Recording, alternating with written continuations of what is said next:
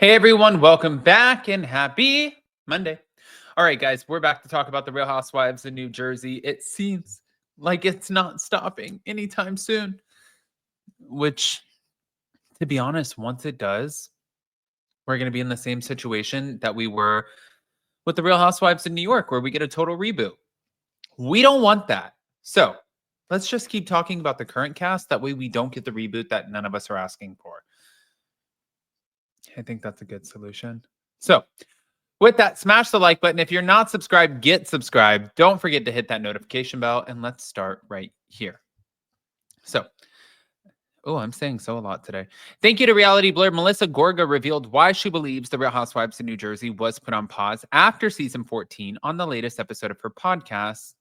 She was joined by Danielle Cabral. She also reacted to the controversy surrounding Jennifer Aydin and her offensive meltdown at Jersey Mike's, which they all have at this point. None of them have had anything good to say, which I wouldn't imagine that they would.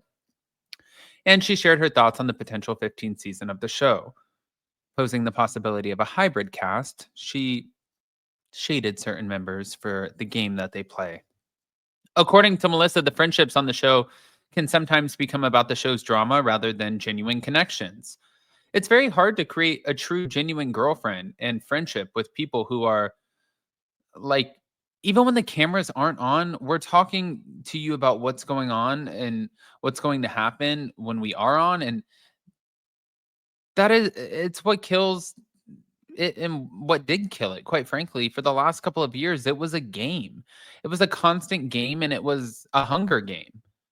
But according to Melissa, even she fell for the hijinks of certain co-stars. She said, I went to dinner with Jen one time, and the whole dinner was about when we get to the reunion. I was like, no, I don't take orders, and I don't want to hear any of this, and I don't want to discuss the show. And all of the planning and planning and planning and plotting. I'm like, Jesus Christ, do you guys ever sleep? I don't know how you do anything else. I have a lot of businesses to run here. And believe me, I'm not planning shit.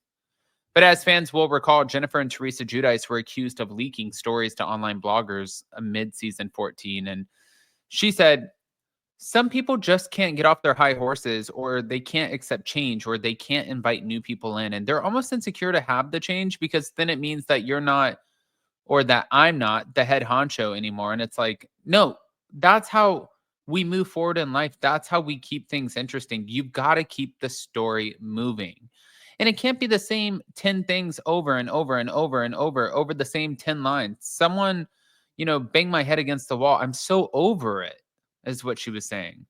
But moving on to Jennifer, Melissa commented on her drama at Jersey Mike's and her involvement with the bloggers, saying people are getting exposed for who they really are and the whole Jersey Mike's of it all and everything. It's like from day one, I said, this is a nasty, not good human. I've said it since day one. I couldn't be happier, honestly, that everything got exposed, even with what got exposed online. The shit that was going on online would take the souls from us because it was like 24 hours a day. And we were like, where are they getting it from? Are these people working for someone?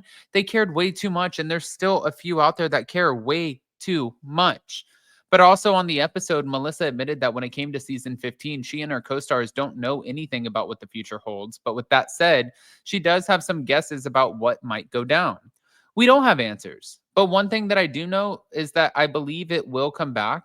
I believe it will be a hybrid. I believe there will be some new, some old. And I don't think that they're going to revamp the whole show. They tried that once, and I don't think that they're going to do that. And I think that we can say now, or no, that it's going to film. It's not going to film until 2026. Like, it's not happening this year, which I got to admit, that's pretty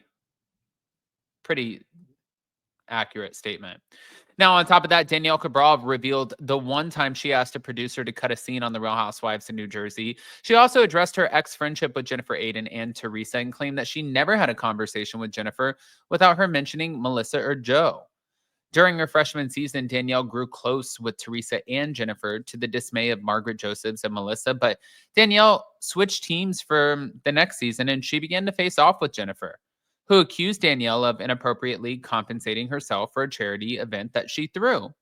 But on Melissa's On Display podcast, Danielle addressed an early scene with Jennifer when they were still friends, in which Danielle told her that Melissa did not pay for an outfit that Danielle gave her.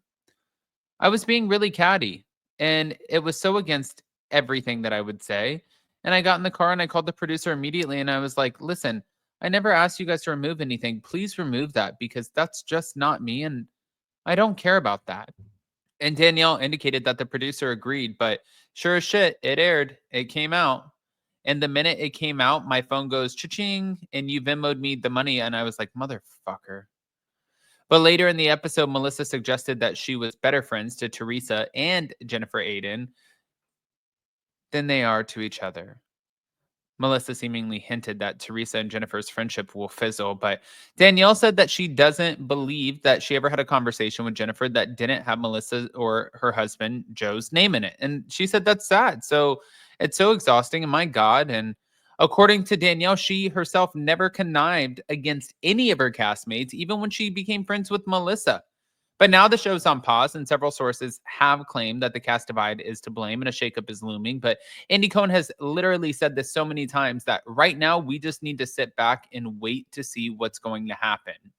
But if you go back to it and go back to this whole BS thing that happened with the production, I actually got to see, and I'm not going to say what production this is, but I got to see it firsthand. Recently, and I got to watch how the shows were made. But mind you guys, I saw a lot of this with Vanderpump Rules, right? So Vanderpump Rules was one production team, and you kind of have to take it for a grain of salt. You look at it like, oh, well, maybe this is just one production team. Maybe they're not all like that. No, they are all like that. The production teams come in, they get flown into wherever they're going, whether it's LA or Dallas or New Jersey or New York or Charleston or Miami. They get flown in and they are there to do a job. They want to get in and they want to get out. So they storyboard the entire show. What they do is they take the first week or so and they interview all of the castmates. What's going on with you? What's going on in your life? Do you have anything coming up? Are you building a house? Are you starting a new business? Do you have any events? What is happening? And once they start getting through that, they start asking you, well, what is your relationship like with so and so? What's your relationship like with this person? Do you know this new person we could potentially be bringing on? And then they go back to their little boardroom and they have these big whiteboards and they sit there and they draw on the boards and they do like a spider graph, right?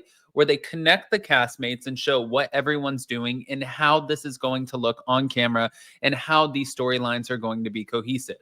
Once they decide that, because at the end of the day, they want to get back to their regular life and they want to get back to their families.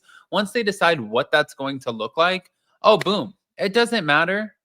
They do not feel bad for you. They are not getting paid the same paycheck as talent. They are the ones who are working 3 times as hard as talent. Production works their asses off. And if you're going to sit there and call them and say, hey, you know what? Can you take this down? They're going to be like, yeah, yeah, yes, we'll take it down. Anything else?